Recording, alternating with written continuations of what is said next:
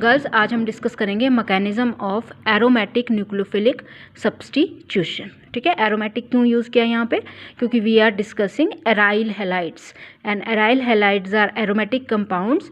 तो we will discuss mechanism of aromatic nucleophilic substitution, क्योंकि aryl halides में भी होती हैं न्यूक्लियोफिलिक सब्स्टिट्यूशन। तो दो मैकेनिज्म्स प्रपोज किए गए हैं nucleophilic substitution of aryl halides के लिए।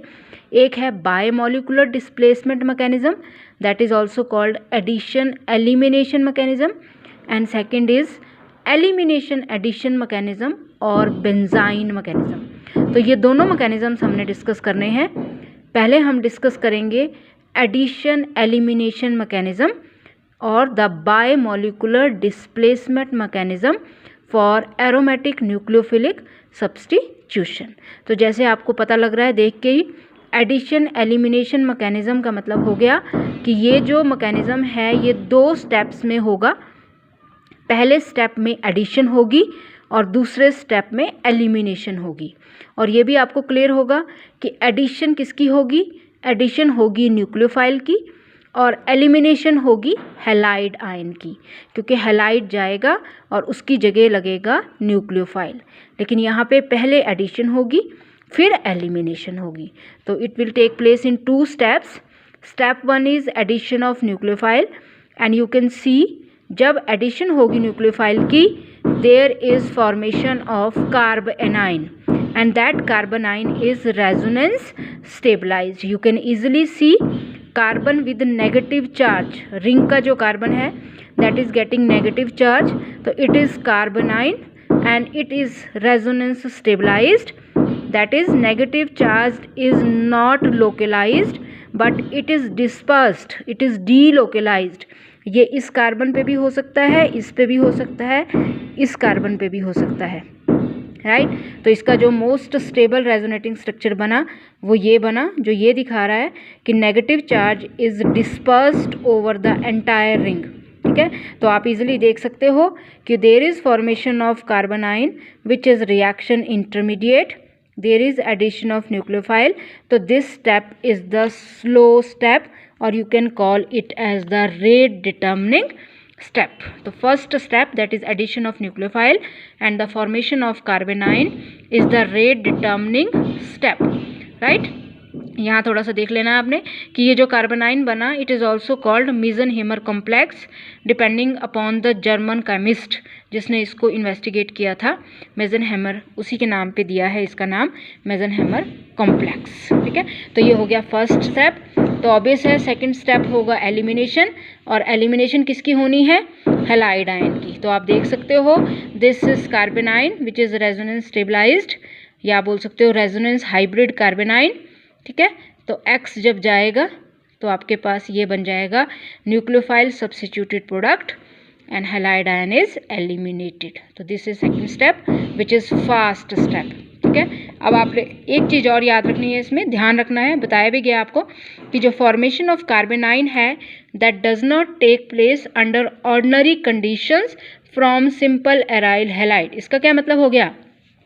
ये हम पहले भी डिस्कस कर चुके हैं कि जो न्यूक्लियोफिलिक एरोमेटिक सब्स्टिट्यूशंस होती हैं वो ऑर्डिनरी कंडीशंस पे नहीं होती हैं, वो high temperature high pressure drastic conditions में ही होती हैं। और उसका रीज़न क्या है? क्योंकि जो रिएक्टिविटी होती है एराइल हैलाइड्स की टुवर्ड्स एरोमेटिक न्यूक्लियोफिलिक सब्स्टिट्यूशन वो कम होती है। तो उस रिएक्टिविटी को इंक्रीज़ करने के लिए आपको हाई टेम्परेचर लगाना पड़ता है, हाई प्रेशर लगाना पड़ता है। और सबसे दूसरी चीज़, सिंपल एराइल हैलाइड्स में भी कार्बेनाइन की फॉर्मेशन नहीं हो सकती।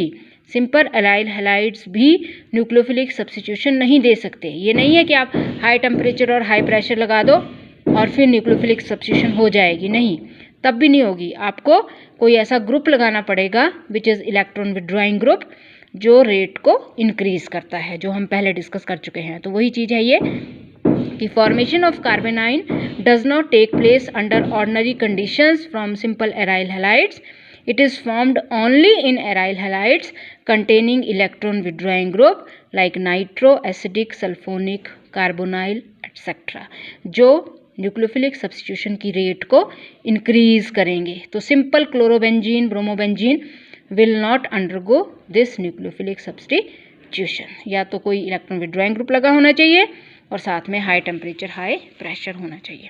दूसरी चीज, in nucleophilic substitution reaction of aryl halides, important चीज है ये भी। In nucleophilic substitution reactions of aryl halides, nature of halogen has a very little influence on the reactivity of aryl halides. इसका मतलब चाहे आप क्लोरोबेंजीन ले लो, चाहे ब्रोमो ले लो, चाहे आइडोबेंजीन ले लो, सबकी रिएक्टिविटी बराबर आएगी। इसका रीज़न क्या है? क्योंकि हैलोजन का कोई भी इफेक्ट नहीं होता है एरोमेटिक न्यूक्लियोफिलिक सब्स्टिट्यूशन में। और यहाँ से आपको ये क्लियर हो रहा है कि रिएक्शन 2 स्टेप्स में होगी, क्योंकि अगर हैलोजन का इफेक्ट आता तो रेट डिटर्मिनिंग स्टेप होना था एलिमिनेशन ऑफ हैलाइड, लेकिन ऐसा नहीं है।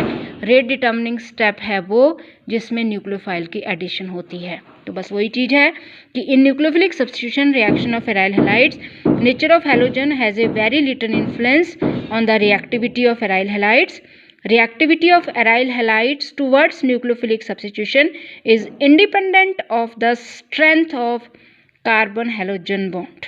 ठीक है, कार्बन हैलोजन बॉन्ड की क्या स्ट्रेंथ है, क्या एक्स की नेचर है, उस पर रिएक्टिविटी का कोई भी फर्क नहीं आएगा। चाहे आयोडीन है, चाहे ब्रोमीन है, चाहे क्लोरीन है, rate will remain the same.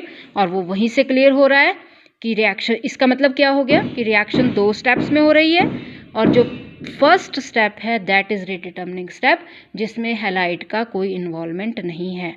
Second step which is fast step, जिसमें हैलाइड जा रहा है, वो सेकंड स्टेप है। ठीक है, तो आपने देख लिया, it is possible only when the reaction occurs in 2 steps. Addition of nucleophile is the rate determining step. ठीक है, तो this was all about addition elimination mechanism, जिसको आप बाय मॉलिक्यूलर डिस्प्लेसमेंट मैकेनिज्म भी बोलते हैं। ठीक है, उसके बाद है nature of substituents on the reactivity of nucleophilic aromatic substitution. ठीक है, अब हम देखेंगे वो चीज़, अब डिस्कस करेंगे हम। Electron withdrawing substituents nitro, acidic, carbonyl, sulphonic group, particularly at ortho and para position with respect to halogen increases reactivity of aryl halides towards nucleophilic substitution। ये हमने डिस्कस कर लिया है। अब हम डिस्कस करेंगे कि ऐसा होता क्यों है, क्यों इलेक्ट्रॉन विड्रॉइंग सब्स्टिट्यूएंट पर्टिकुलरली जब ऑर्थो एंड पैरा पोजीशन पे प्रेजेंट होते हैं तो वो रिएक्टिविटी को इंक्रीज करते हैं, और जो इलेक्ट्रॉन रिलीजिंग ग्रुप होते हैं उनका ऑपोजिट इफेक्ट आता है कि वो reactivity of aryl halides towards nucleophilic substitution क्या करेंगे, डिक्रीज। तो इसके लिए हम देखेंगे rate determining step. Students, ARX means aryl halide, C6H5 हो गया आपका एरोमेटिक रिंग, और X हैलोजन। ठीक है, तो रेट डिटर्मिनिंग स्टेप आपके साथ पहले डिस्कस कर लिया है, दैट इज एराइल हैलाइड में न्यूक्लियोफाइल की एडिशन होगी और एक कार्बेनाइन बनेगा। ठीक है, तो दिस इज कार्बेनाइन। और आपको पता ही है कोई भी फैक्टर जो इस कार्बेनाइन को स्टेबलाइज करेगा, इसका मतलब वो इसकी ईज ऑफ फॉर्मेशन को इंक्रीज करेगा, इसका मतलब वो रेट ऑफ रिएक्शन को भी इंक्रीज करेगा। दोबारा से रिपीट कर रही हूँ, कोई भी फैक्टर जो कार्बेनाइन को स्टेबलाइज करेगा वो उसकी फॉर्मेशन की ईज को इंक्रीज करेगा, इसका मतलब वो रेट ऑफ न्यूक्लियोफिलिक सब्स्टिट्यूशन को भी इंक्रीज करेगा। इसको इस तरह से भी बोल सकते हैं, कोई भी फैक्टर जो इस कार्बेनाइन को डीस्टेबलाइज करेगा वो इसकी ईज ऑफ फॉर्मेशन को डिक्रीज करेगा, इसका मतलब वो रेट ऑफ न्यूक्लियोफिलिक सब्स्टिट्यूशन को भी डिक्रीज करेगा। ठीक है, तो अब आपके सामने है, आपने 3 ले लिए, एक आपने लगा दिया nitro group which is electron withdrawing group, एक आपने सिंपल क्लोरोबेंजीन ले लिया, और एक आपने इलेक्ट्रॉन रिलीजिंग सब्स्टिट्यूएंट लगा दिया मिथाइल ग्रुप। आप खुद देख सकते हो, जब इलेक्ट्रॉन विड्रॉइंग सब्स्टिट्यूएंट लगा है C6H4Cl पे, मतलब क्लोरोबेंजीन पे जब आपने नाइट्रो ग्रुप लगाया पैरा पोजिशन पे और न्यूक्लियोफाइल की एडिशन की तो कार्बेनाइन बना। ठीक है, आपको क्या बोला गया, जो फैक्टर इस कार्बेनाइन की स्टेबिलिटी को बढ़ाएगा वो रेट ऑफ रिएक्शन को इंक्रीज करेगा। तो क्या हो रहा है, कार्बेनाइन में कार्बन पे नेगेटिव चार्ज है, जब नाइट्रो ग्रुप लगा है तो वो क्योंकि इलेक्ट्रॉन विड्रॉइंग ग्रुप है वो इस पेयर को अपनी तरफ खींचेगा। ठीक है, तो अब क्या होगा, जब वो इस पेयर को अपनी तरफ खींच रहा है तो ये नेगेटिव चार्ज ख़त्म हो रहा है, लेकिन इस पे नेगेटिव चार्ज आ रहा है, and this is called dispersal of charge. आपको बताया गया है कई बार, चार्ज चाहे पॉजिटिव है चाहे नेगेटिव है, अगर वो डिस्पर्स हो रहा है, डिस्पर्स मीन्स फैल रहा है, एक से हट के दूसरे पे लग रहा है, तो स्टेबिलिटी हमेशा क्या करेगी, इंक्रीज। तो दैट मीन्स आपको यही बताया गया, कोई भी फैक्टर जो इसकी स्टेबिलिटी को बढ़ाएगा वो रेट ऑफ रिएक्शन को बढ़ाएगा। ठीक है, आपने सिंपल लिया, इसमें कुछ नहीं है, लेकिन यहाँ पे आपके पास कौन सा ग्रुप लगा है, रिलीजिंग ग्रुप। अब ये क्या करेगा, ये इलेक्ट्रॉन को रिलीज़ करेगा इस पे। तो जब इस पे इलेक्ट्रॉन रिलीज़ होंगे तो ये नेगेटिव चार्ज ख़त्म नहीं होगा बल्कि और बढ़ेगा। ठीक है, ये रिलीज़ कर रहा है, इस पे नेगेटिव चार्ज और इंक्रीज़ कर रहा है, and this is called negative charge is intensified. और आपको बताया गया है, चार्ज जब इंटेंसिफाई होता है तो स्टेबिलिटी हमेशा क्या करती है, डिक्रीज़। तो यही बोला गया आपको, कोई भी फैक्टर जो कार्बेनाइन को डिस्टेबलाइज करेगा, जो कार्बेनाइन की स्टेबिलिटी को डिक्रीज़ करेगा, वो रेट ऑफ रिएक्शन को डिक्रीज़ करेगा।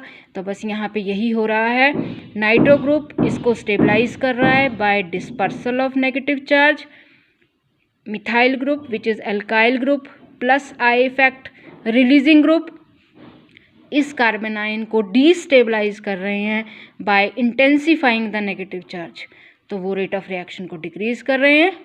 Nitro group withdrawing group rate of reaction को इंक्रीज़ कर रहे हैं। तो सबसे ज़्यादा किसकी होगी रिएक्टिविटी,